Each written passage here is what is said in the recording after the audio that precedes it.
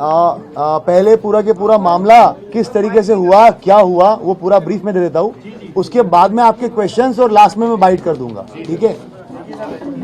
पहले इनका क्वेश्चन का जवाब दे देता हूँ। फिल्म देख के वैसा कुछ नहीं है। लड़की एडवोकेट है, पहले भी छात्र नेता रह चुकी है, सिविल जज की तैयारी कर रही है, काफी कुछ चीजें उसको पता है।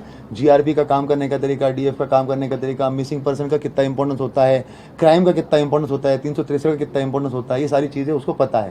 तो जो प्लान बना है वो तीनों लोगों ने मिलकर आपस में बना के और उसके बाद में फिर एग्जीक्यूट किया। सर, क्या तेजिंदर को कोई पैसे वैसे दिए थे इन लोगों ने मदद करने के लिए? हाँ, ये तेजिंदर का सवाल पहले जो है मैं इसका जवाब दे देता हूँ। तेजिंदर जो है ये सारांश जब इंदौर में रहता था लगभग 2021-22 के बीच में, तो आमने सामने रहते थे। उस टाइम पे इन लोगों का कुछ पैसों का लेन देन हुआ था। तेजिंदर ने काफी लोगों से उधारियां लेके रखी थी, तो उसमें सारांश से लगभग 2 से 2.5 लाख रुपए लिए हुए थे। तो वो जो पैसों का लेन देन था वो उनका चल रहा था, 2.5 लाख रुपए वो दे नहीं रहा था। तो उसी चीज के लिए फिर ये काफी बात होने लग गई, तो ये उसका ड्राइवर बन गया और उसके बाद में फिर उस चीज का कि भाई तुम्हारा जो पैसा दिया उसी में से कुछ निकाल लो। इस तरीके से वो तेजिंदर जो है वो इन्वॉल्व हुआ।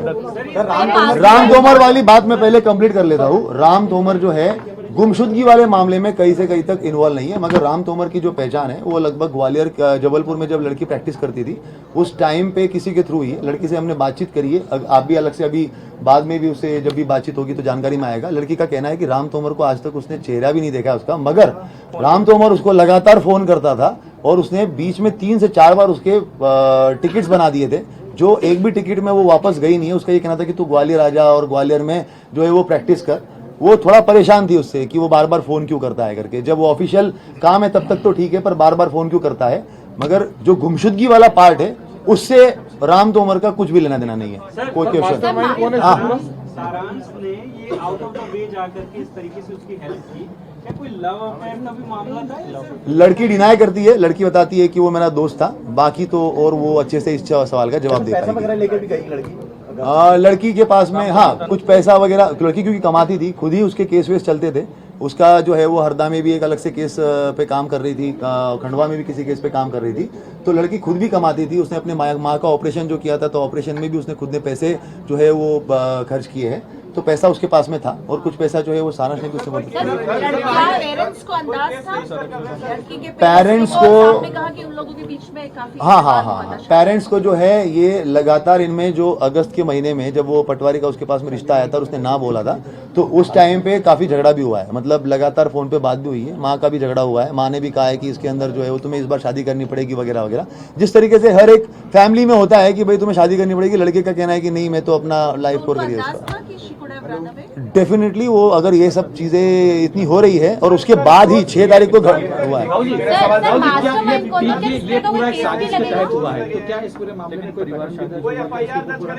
अभी तो क्योंकि मेन जो है वो लड़की ने सोच समझ के अपने पूरे होशो आवाज में कंसेंट में ये सारी चीजें करी है, तो अभी तो वो मिसिंग पर्सन में ही रहेगा। कोई ऐसा अभी तक बयान नहीं आया हो जिसके अंदर कोई क्रिमिनल केस है। सर, अलग-अलग किरदार निकल के सामने आए, तो मास्टरमाइंड कौन है?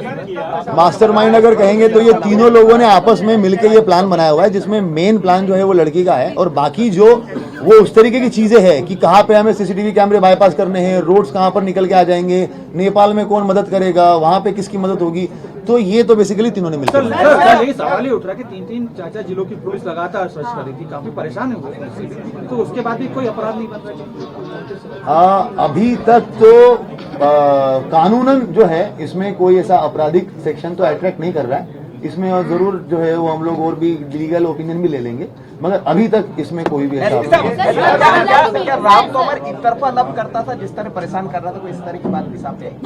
इस पे मेरा कुछ कहना उचित नहीं होगा। जो फैक्ट्स है वो तो मैंने आपको बता दिए कि फोन वोन वो करता था। 3 से 4 बार उसने टिकट भी बनाया है जिसमें लड़की गई नहीं है वहां पर।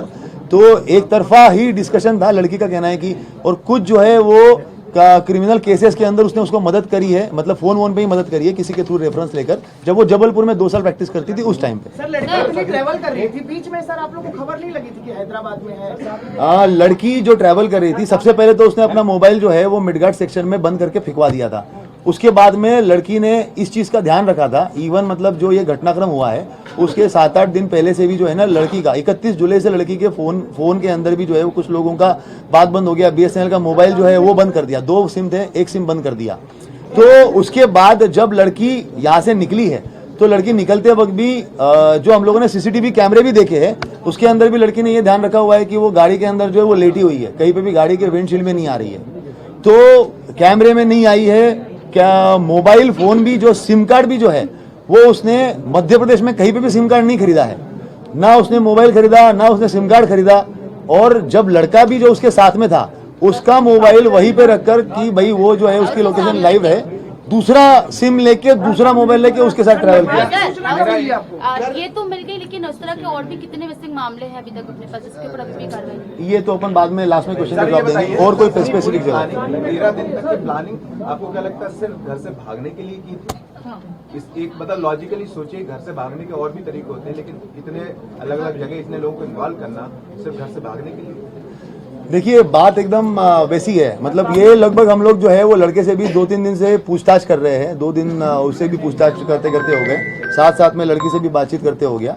मगर एक ये है कि लड़की लगातार वो रिश्तों को डिनाई कर रही है, उसको वहां से निकलना है। परिवार का प्रेशर, सोशल प्रेशर, जो आज की तारीख में यंग जनरेशन में जिस तरीके से बार बार इस तरह के केसेस देखे जाते हैं, और लड़की एडवोकेट है, उसको पता है, उसको लग रहा है कि भाई जीआरपी में मूविंग ट्रेन में अगर होगा तो कहीं ना कहीं वो मृत घोषित कर जो है वो मामला रफा दफा हो जाएगा और मैं अपनी नई आइडेंटिटी के साथ में चली जाऊंगी। उस तरीके से उसने प्लान बनाया हुआ है। मामला भी उसी तरह का है कि घर वाले जबरदस्ती शादी कराना चाह रहे थे, इसलिए उससे बचने के लिए। और जब ये जो इवॉल्वमेंट हुआ, मतलब इवॉल्व हुआ है मामला, वो तब इवॉल्व हुआ है। उसको एज ए एडवोकेट उसको ये था कि मिसिंग पर्सन रिपोर्ट को कोई बहुत ज्यादा तवज्जो मिलने नहीं वाली है।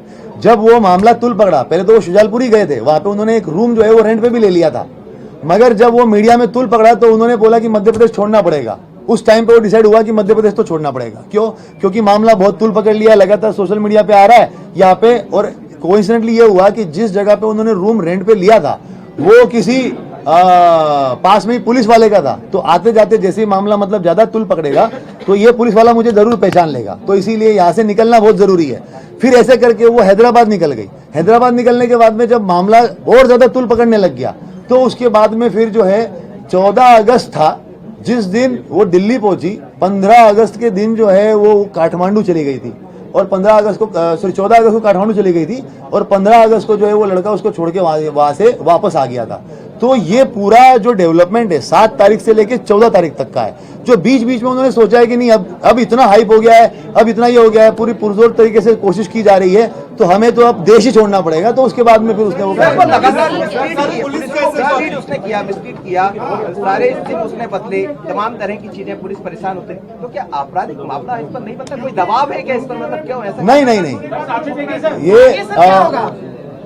आपराधिक मामले के बारे में एज सच जो है इसमें, क्योंकि उसके साथ में कोई गलत घटना नहीं हुई है, वो खुद ही उसके अंदर मिसिंग पर्सन है, कानूनन उसके अंदर अभी तक तो कोई मामला नहीं बनता। मैंने पहले भी कहा, इसमें हम लोग और विधिक राय भी लेंगे, अगर कुछ सेक्शन बनते भी होंगे तो उसके बारे में सोच लेंगे।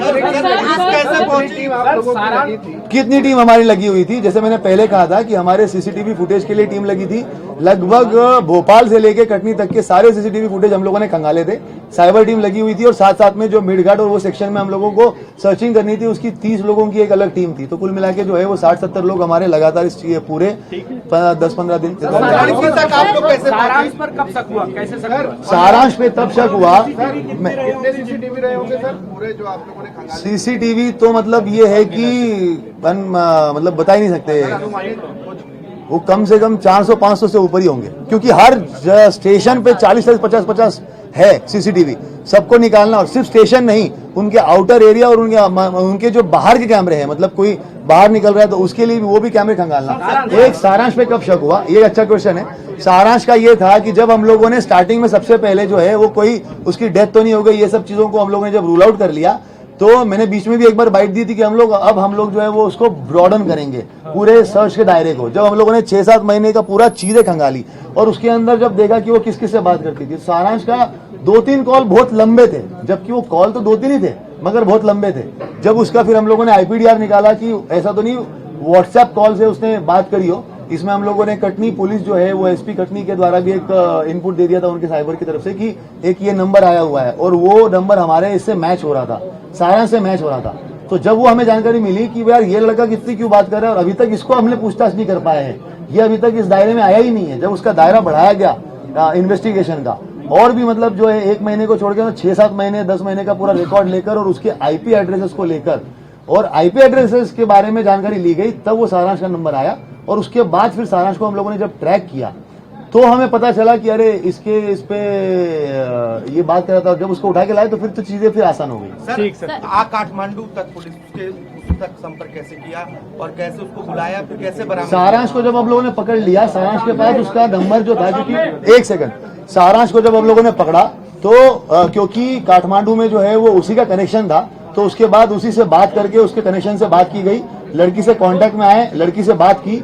जब ये पूरा एपिसोड चल रहा था उस दिन, ग्वालियर वाला भी उस दिन पूरा के पूरा एपिसोड चल रहा था, उसके एक दिन पहले से ही उसी टाइम पे हम लोग लड़की के कांटेक्ट में आ चुके थे कि वो काठमांडू में है। तभी मैं इतने स्ट्रांगली बता भी रहा था कि उसका कोई कनेक्शन नहीं है।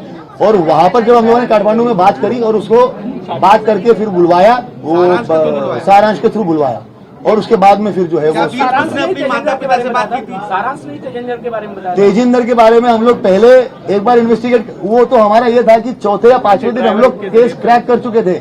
हमें ये लग रहा था कि तेजिंदर ही है जिसके साथ लड़की गई है, मगर जब वो दिल्ली पुलिस आ गई तो तेजिंदर हमारा वापस साइडलाइन हो गया। अगर वो दिल्ली पुलिस उस दिन नहीं आती तो हो सकता था कि हम तीसरे दिन ही उस केस को क्रैक कर लेते तेजिंदर को पकड़कर, मगर वो घटनाक्रम ऐसा ही था जिसकी वजह से हम लोग उससे हटे। पर फिर सारांश के थ्रू वापस तेजिंदर तक जब पहुंचे तो हमारी एक टीम दिल्ली गई, दिल्ली में उसको तिहाड़ जेल के अंदर उसका जो है वो हम लोगों ने वापस अंदर जाके उससे पूछताछ करी और फिर वापस जो दिल्ली पुलिस से बात करके 4 दिन का उन्होंने रिमांड लिया था, तो उस रिमांड में भी हम लोग वहां पर गए और बकायदा उससे पूछताछ करी और जब वो फैक्ट्स मिलान किए तो चीजें फिर हमें काफी आसान हो गई। सर, इंदौर में जो सीसीटीवी आया था एक कार का, उसमें तेजिंदर ही था वो, और इंदौर में सीसीटीवी आया था जिसमें वो एक बार देखना पड़ेगा, एक बार देखना पड़ेगा। परिजनों से बीच में अर्चना ने, जब आप लोगों ने ट्रेस किया, जो कल बातचीत चली थी, बातचीत की थी या परिजनों को पहले से कुछ अंदाजा? जब हम लोगों ने सारांश को पकड़ लिया था और उसके बाद उस आप सब लोगों को जानकारी, एक सेकंड, आप सब लोगों को जानकारी में है कि 7 और 8 के दरमियान रात्रि जो है इंदौर बिलासपुर ट्रेन के अंदर से एक अर्चना तिवारी नाम की युवती जो B3 AC कोच में थी, वहां से वो लापता हो गई। जब से मिसिंग रिपोर्ट कायम हुई है उसी दिन से हम लोग जो है वो उस लड़की को ढूंढ रहे हैं, मगर उसके बावजूद जो है लगभग 10 से 11-12 दिन तक हम लोगों को वो ढूंढने के बाद में आज फाइनली नेपाल बॉर्डर से लड़की को बरामद किया गया है। मामला कुछ इस प्रकार है कि अर्चना तिवारी नामक लड़की जो है ये कटनी की रहने वाली है, वहां से उसने अपना ग्रेजुएशन कंप्लीट किया हुआ है। वहां पर ये जो है वो स्टूडेंट छात्रा, नेता छात्रा वगैरह भी रही हुई है NSUI से। उसके बाद में फिर ये 2 साल तक जो है वो जबलपुर में प्रैक्टिस करती थी एडवोकेट की। उसके बाद इंदौर में ये पिछले 1 साल से एडवोकेट की वकालत कर रही थी। इसी दरमियान जो है इसके परिवार वालों की तरफ से लगातार इसको रिश्ते वगैरह आ रहे थे जिसमें इसको शादी नहीं करनी थी। लगभग 3 से 4-5 शादी के प्रपोजल आने के बाद में कुछ इश्यूज हुए, शादियां टूटी या उसको नहीं करना था, उसने ना बोल दिया। एक इंदौर में जो है इसकी दोस्ती हुई, सारांश जोगचंद करके है, 26 साल का लड़का है, शुजालपुर का रहने वाला है। ये 1 जनवरी के आसपास में, मतलब 1 जनवरी 2025 के आसपास में उसकी जो है वो उसके साथ में मित्रता हुई है और ट्रेन में ही, इसी सेम ट्रेन में जो है ये उस दिन जा रहे थे और आमने सामने जो है इनका रिजर्वेशन था, तो आमने सामने बैठे हुए थे। ये वकील थी, किसी चीज के बारे में बात कर रही थी, सारांश का भी कुछ जो है वो इश्यू चल रहा था घर पे, तो उस तरीके से उसने उससे बात करना शुरू किया।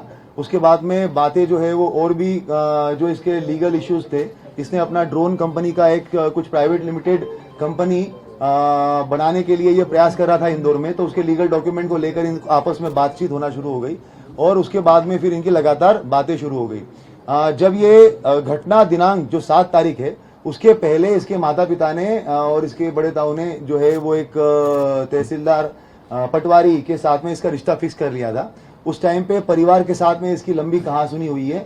उन्होंने कहा कि अब तुम अपनी पढ़ाई वढ़ाई सब छोड़ दो और तत्काल वापस आ जाओ, तुम शादी करके जो है वो तुम्हें जाना ही है, अब की बार जो है वो तुम मना नहीं करोगी और तुम्हारा जो पढ़ाई लिखाई, वो कोटिल एकेडमी में इंदौर में पढ़ाई लिखाई कर रही थी लड़की जो है वो, साथ में वकालत कर रही थी, तो करियर खत्म करके अब तुम्हें सिर्फ जो है वो शादी करनी है। ये इस तरीके की बातें जब घर में चल रही थी तो उसका काफी बहसबाजी हुई है। लड़की का जो है वो पढ़ने का मूड था और साथ साथ में अभी ये वकालत और सिविल जज की तैयारी करने का मूड था, तो इसने अपने इस दोस्त को, जो सारांश इसका दोस्त था, तो इससे बात करी। 6 तारीख को ये हरदा में केस के सिलसिले में गई थी, हरदा के आसपास में, वहीं पे ढाबे पे बैठ के एक तेजिंदर करके है, तेजिंदर सिंह और सारांश और लड़की, इन तीनों की बैठ के बात हुई। वहां पे इन लोगों ने प्लान किया कि किस तरीके से जो है अगर हम लोग मतलब बेसिकली ये छोड़ के भाग जाना है। तब ये भी बात हुई थी कि भाग जाना है तो अभी भाग जाते हैं, तो इतना सब कुछ करने की जरूरत क्या है। मगर उस टाइम पे ये बात हुआ कि ऐसा नहीं, अगर ऐसे करेंगे तो वो पता चल जाएगा। ये जो इंदौर बिलासपुर ट्रेन जा रही है वहां पे हम बैठेंगे, चलती ट्रेन में से अगर चले जाएंगे तो बहुत सारी हो सकता है कि मिसिंग पर्सन रिपोर्ट कायम होगा। मिसिंग, क्योंकि वो खुद भी एडवोकेट थी, वो ये जानती थी कि भाई जीआरपी में मामला कायम होगा और वहां पर बहुत ज्यादा ये मिसिंग पर्सन वगैरह जो है वो ऐसे होते रहते हैं, तो हो सकता है कि वो मामला जो है वो ऐसे ही निकल जाए और उसके बाद में हम लोग जो है वो अपनी अलग आइडेंटिटी से अपनी अगली लाइफ स्टार्ट कर, मतलब मैं अपनी अगली लाइफ स्टार्ट कर लूंगी। इस तरीके से इन लोगों ने प्लान बनाया। तेजिंदर जो है ये एक गाड़ी चलाने वाला ड्राइवर था। ये इसके संपर्क में जो है वो पिछले लगभग 3-4 महीने से आया हुआ था। तेजिंदर जो है वो सारांश के थ्रू इसके संपर्क में आया था। ये कहीं पे भी जाना जाती थी, माहेश्वर या बाकी जब जगहों पे, तो ये तेजिंदर के साथ में ही जाती थी, तो तब से इसको जानती थी। ये इटारसी रेलवे स्टेशन के पास में रहता था। तो इनकी बात हुई कि कहां पर सीसीटीवी कैमरे नहीं है, तो तेजिंदर ने बताया कि इटारसी रेलवे स्टेशन जो है वो मैं बहुत अच्छे से जानता हूँ, वहां पर जहां पे कैमरे नहीं है वहां से मैं इसको लेके चला जाऊंगा। तो ये डिसाइड हुआ कि ये इंदौर से बैठेगी। उसके बाद में फिर जब ये ट्रेन में बैठी है तो इसने सारांश को फोन किया है। कपड़े जो है वो सारांश शुजालपुर में रहने वाला है सारांश, और इंदौर में अप डाउन करता है। वहां से ये कपड़े खरीद के लेके आया उसके। ये एक अपनी XUV 700 XUV गाड़ी से जो है वो बाय रोड वहां पे इटारसी तक आया और नर्मदापुरम तक आया। नर्मदापुरम में इसको तेजिंदर मिला। तेजिंदर के साथ में इसने उसको कपड़े दिए।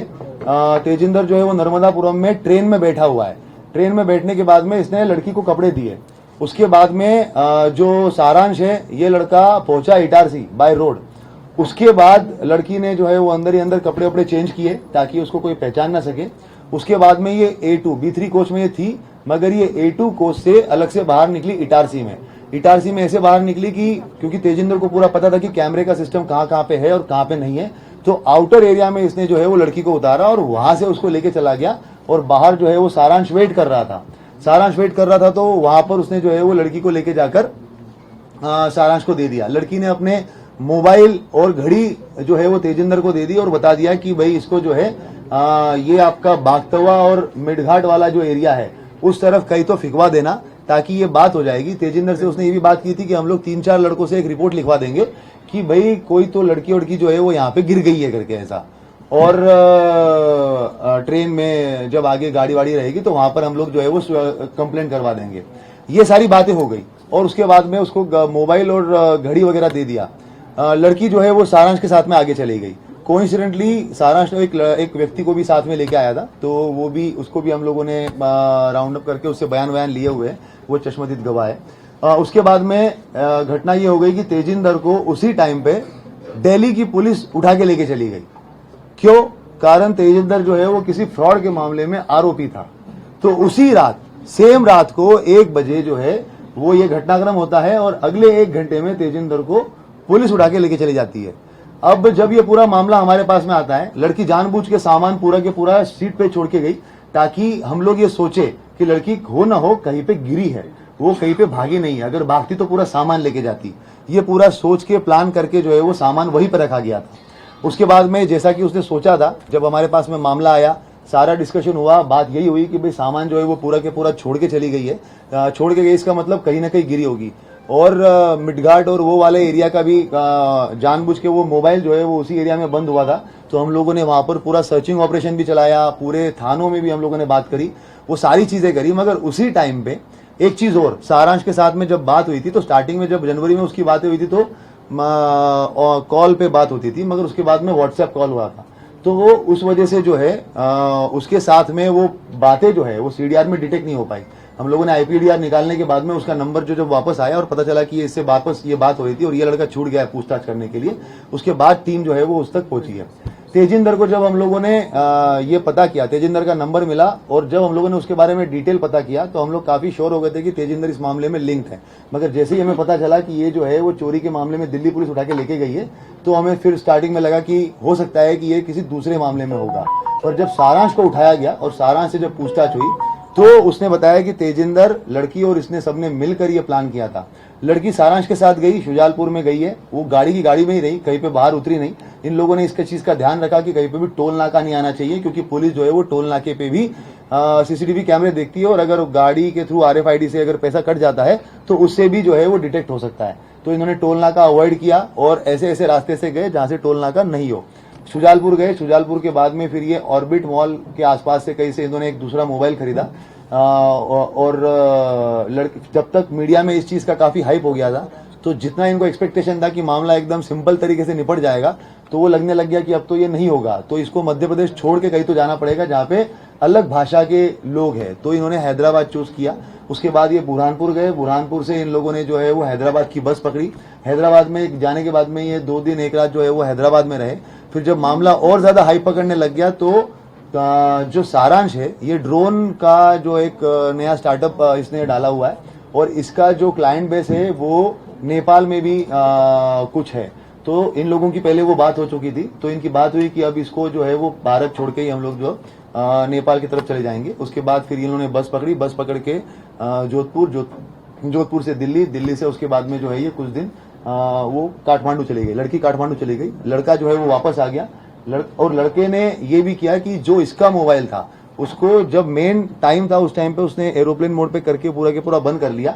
बाकी टाइम में मोबाइल जो है वो अपना वहीं पे रखकर और दूसरी सिम इशू करवा के पिता के नाम पे उस मोबाइल को उसने पूरा टाइम चलाया, क्योंकि जब सारांश का नाम अगर आए तो मोबाइल जो है वो इंदौर में ही दिखे और उसके ऊपर कोई शक ना जाए।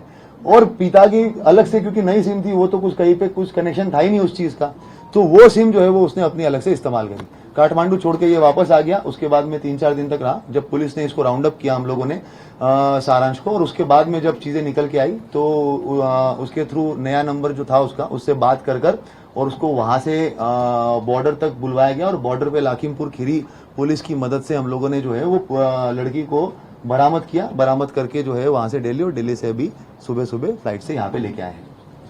अगर कोई अलग और कुछ सवाल पूछना चाहता है तो आरक्षक की क्या भूमिका रही है? एक एक करके पूछते हैं। हाँ, आप इसका मास्टरमाइंड कौन है इसके? लड़की से बात करके उसको बात करके हम लोग जो है वो बुला रहे थे, तो जब उसने मान लिया कि अब मैं आ जाऊंगी, और उसने काठमांडू से धनगढ़ी करके एक जगह है वहां तक की फ्लाइट ले ली, तो उस दौरान में जब वो उसने अपने भाई से बात कर ली थी कि जब मैं आ ही रही हूँ तो अब मैं अपने परिवार वालों को भी बता देती हूँ। उसी टाइम पे वो ग्वालियर वाला इशू चल रहा था, और जब आप सब लोग बोल रहे थे कि परिवार वालों से बात हो गई है, तो वो इसीलिए हुई थी क्योंकि पुलिस तब तक उसको बुला चुकी थी, धनगढ़ी तक वो आ चुकी थी, और अब वो ये था कि अब मैं आ ही रही हूँ तो मैं अपने परिवार से बात कर लेती हूँ, तो उसने अपने परिवार से उससे बात कर ली। हम ही ने उसको बुलाया था। जब मैं वही तो बता रहा हूँ तुमको कि काठमांडू में जब थी तो सारांश के थ्रू बात हुई है, हमारा आईओ जो है वो उससे कांटेक्ट में आया, उसको बात करवाई है। ठीक सर। बोलो। लगातार ट्रेवल करती बोल रही थी कि नया पहचान करना, तो नया पहचान के लिए नए आधार कार्ड की जरूरत है, क्या आधार कार्ड बनवा रही थी? वो एक सपना नाम का एक अलग कोई इसका आधार कार्ड रखी हुई थी, मगर जब वो काठमांडू और वो बॉर्डर क्रॉस किया है उसने, तो बाय रोड क्रॉस किया है। उसके अंदर ये है कि जब सारांश, एक सेकंड, सारांश उसके साथ में था, तो सारांश का आईडी दिखाकर ही पूरी की पूरी गाड़ी पास हो गई, उसको आधार कार्ड दिखाने की जरूरत नहीं पड़ी। जब उसको वापस बुलाना था, एक सेकंड, जब उसको वापस बुलाना था तो हम लोगों ने वहां पर, वो एम्बेसी में गई, वहां पर भी हम लोगों ने बात करी, एम्बेसी के जो लोग थे वहां पर, और उसके बाद हम लोगों ने यहाँ से उसका वोटर आईडी जो है वो रिकवर करवाया, उससे बात करके कि उसके हॉस्टल में अलमारी में रखा हुआ है, वोटर आईडी निकालकर उसका PDF बना के एम्बेसी में भेजा वहां पे, और वहां से उसका टिकट बनवाकर और फिर धनगढ़ी भेजकर और उसको वापस बुलाया। सारांश ने माना है कि वो अर्चना को जो है युवती उसको प्यार करता था, लव दोस्ती थी। ये सब जो है वो आप अर्चना से ही क्लियर कर लीजिए, लव कार्ड वाला। बाकी अभी तो जो हमारे पास बयान है वो सपना नाम से आधार कार्ड था, क्या था, क्या उसने पहले से बनवा रखा था? उसका एक्चुअली घर का एक नाम और सपना भी है, तो उसने उसी नाम को अडॉप्ट कर लिया कि भाई मेरा नाम जो है वो सपना भी है करके। नाम से ही आधार कार्ड? नहीं, आधार कार्ड तो उसका जो है वो इसी नाम से, अर्चना तिवारी का। घर का जो ऐसा होता है ना, हर आदमी का घर के भी एक नाम होता है, निकनेम टाइप का, निकनेम नहीं पर दूसरा नाम, तो उसका घर का एक नाम सपना भी है, तो उसने अपने आप को सपना नाम से ही जो है वो उसने अपने आप को सपना नाम से ही आगे बढ़ा दिया। आपको और आपकी टीम को बधाई बोलते हैं। Thank you very much. बहुत मेहनत करी सर आपने। अभी जो है वो प्रेस कॉन्फ्रेंस बाद में उसके बयान वगैरह होने हैं, कंप्लीट कर मोस्ट प्रोबेबली 2-3 बजे तक हम लोग उसको परिवारजनों को सुपुर्द कर देंगे उसको। फिर हम पीछे चले जाएंगे। अभी क्या भोपाल में अर्चना? हाँ, भोपाल में ही है। हाँ, प्लान बनाकर क्योंकि मर्द कायम होगा, उसकी मौत हो चुकी है, सिविल जज की तैयारी में कैसे चलेगी? तेजिंदर और सबको मिलना इकट्ठा एक बड़ी एक साजिश रची। ये देखो, ये अलग अलग तरीके से देख सकते हो। आज की तारीख में इसके पहले भी 2-4 इंसिडेंट्स हो चुके हैं, मैं नाम नहीं लूंगा, मगर इस तरीके से लड़कियां भागती है। ये एक समाज का वो जो एक प्रेशर होता है ना कि भाई ये होना चाहिए, ऐसा होना चाहिए, जो जिसको आज की यंग जनरेशन डिफाई करती है, और उसके इन्फ्लुएंस में टीवी सीरियल्स देखकर इस तरीके से वो प्लान करना ये सब सारी चीजें होती है। सारांश के ऊपर क्या कोई मामला दर्ज हुआ? एक लड़की को भगाने के आरोप में तेजिंदर दोनों इसमें शामिल क्योंकि लड़की 18 साल से ऊपर है, अपने कंसेंट से उसके साथ गई है, तो अभी तक तो कानून उसके ऊपर कुछ नहीं हो पाएगा। दिल्ली के आगे तक वैसे कोई लड़की भगा नहीं सकता ना, उसने लेके बालिक है। हाँ, फ्यूचर प्लानिंग तो बस ये है कि उसको जो है वो एक नई लाइफ स्टार्ट करनी थी। आगे आपको वही बता दें कि उसको फ्यूचर प्लानिंग क्या थी। Thank you sir. इधर जा ही नहीं पाएंगे। सर